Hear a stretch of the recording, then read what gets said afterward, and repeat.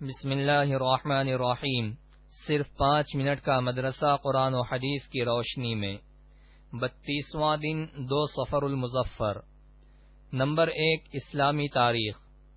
حضرت یوسف علیہ السلام۔ حضرت یوسف علیہ السلام بڑے مشہور اور جلیل القدر پیغمبر ہیں۔ وہ حضرت یعقوب علیہ السلام کے بیٹے حضرت اسحاق علیہ السلام کے پوتے اور حضرت ابراہیم علیہ السلام کے پڑپوتے ہیں۔ اللہ تعالیٰ نے ان کی شان میں ایک مکمل سورت سورہ یوسف کے نام سے نازل فرمائی ہے، جس میں ان کی زندگی کے حالات و واقعات عجیب انداز سے بیان فرمائے ہیں۔ قرآن کریم میں 27 مرتبہ ان کا تذکرہ آیا ہے۔ ان کی پیدائش حضرت ابراہیم علیہ السلام کے تقریباً 250 سال بعد عراق کے شہر فدان ارم میں ہوئی۔ بچپن ہی میں وہ اپنے والد کے ساتھ فلسطین آ گئے تھے۔ ان کے 11 بھائیوں میں بنیامین کے علاوہ باقی سب سوتیلے بھائی تھے۔ حضرت یعقوب علیہ السلام ان سے بے حد محبت کرتے تھے۔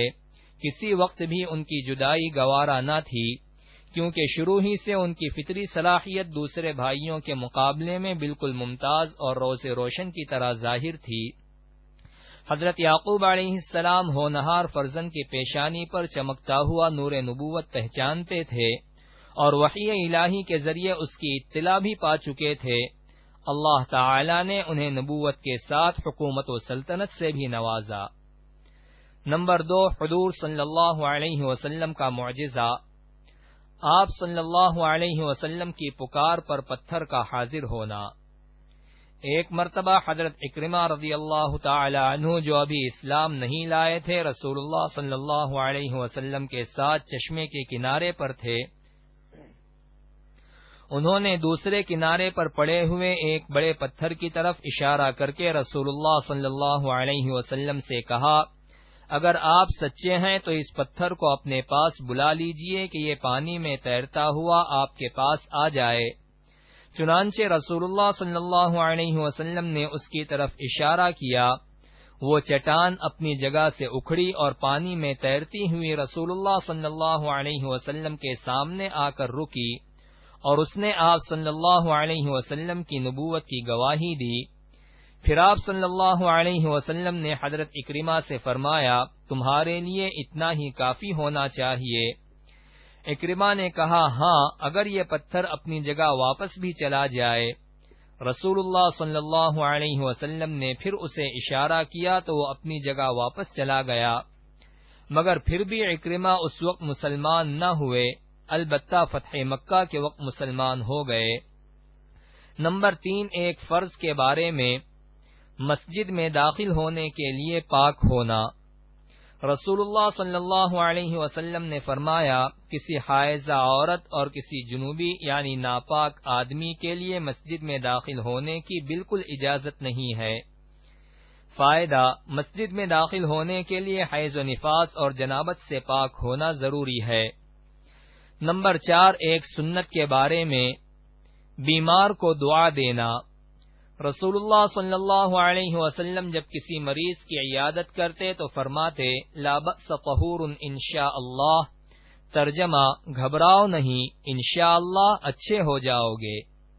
نمبر 5 ایک اہم عمل کی فضیلت، غریبوں کے کام میں مدد کرنا۔ رسول اللہ صلی اللہ علیہ وسلم نے فرمایا، بیوہ اور مسکین کے کاموں میں جد و جہد کرنے والا اللہ کے راستے میں جہاد کرنے والے کی مانند ہے۔ نمبر 6 ایک گناہ کے بارے میں، اللہ تعالی کے ساتھ شرک کرنا۔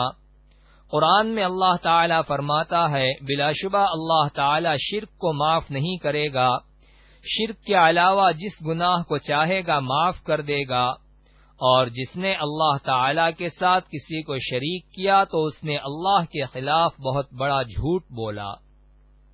نمبر 7 دنیا کے بارے میں، دنیا کی زینت کافروں کے لیے۔ قرآن میں اللہ تعالی فرماتا ہے، دنیا کی زندگی تو کافروں کے لیے سنوار دی گئی ہے، نہ کہ مسلمانوں کے لیے، اور کافر لوگ مسلمانوں کا مذاق اڑاتے ہیں، حالانکہ جو مسلمان کفر و شرک سے بچتے ہیں وہ قیامت کے دن ان کافروں سے درجوں میں بلند ہوں گے۔ یعنی آدمی کو اپنی دنیا داری اور مالداری پر غرور نہ کرنا چاہیے، کیونکہ اللہ تعالی جس کو چاہتے ہیں بے حساب روزی دے دیتے ہیں، اس لیے مالدار ہونا کوئی فخر کی چیز نہیں۔ نمبر 8، آخرت کے بارے میں، قبر میں ہی ٹھکانے کا فیصلہ۔